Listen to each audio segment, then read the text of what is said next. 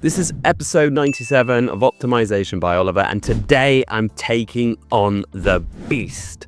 So yes, today I am going to take on Feastables, MrBeast's chocolate brand. Who am I to tell MrBeast how to sell online? No one. However, I do have some experience in this world, 12 years experience of turning more clicks into customers to some of the biggest e-com brands online.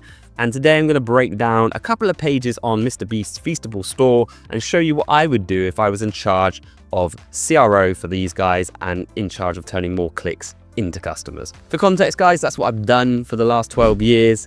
We run a CRO agency and we work with multiple brands online. So I'm really excited to get into this transformation. So we optimized the homepage. Again, just bear in mind I have zero access to data. This is purely UX, UI and heuristic, but we've optimized the homepage in what I feel is a better layout. They're obviously running this promotion at the moment so that if you buy Feastable products, you get entered into the Beast games, or you get a chance to do so. So we've just slimmed that timer up a bit at the bottom. We've added our famous trust policy bar that just makes us more trusted as a brand, mentioning things like money back guarantees, etc. We've leveraged and pulled up social proof. Come on, MrBeast. Come on, you know the power of social proof. We put it above the fold.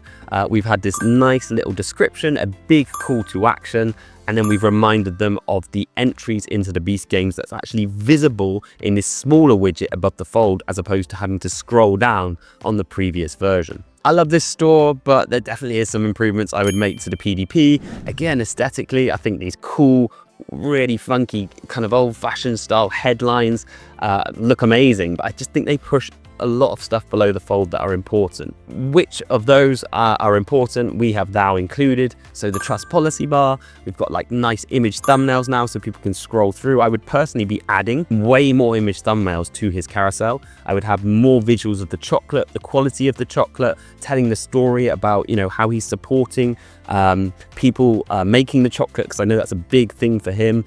His kind of sustainability piece, I would have that in there. Testimonials, influencers, I would have it all in this image carousel, and I don't think he does that well enough. Social proof is then higher up and leveraged more. We then have the product select, and visually it's obviously already a very nice looking page. Lastly, in that cart, come on MrBeast, what more could you do? Well, I think you should further gamify your cart, encourage people to add more into the cart.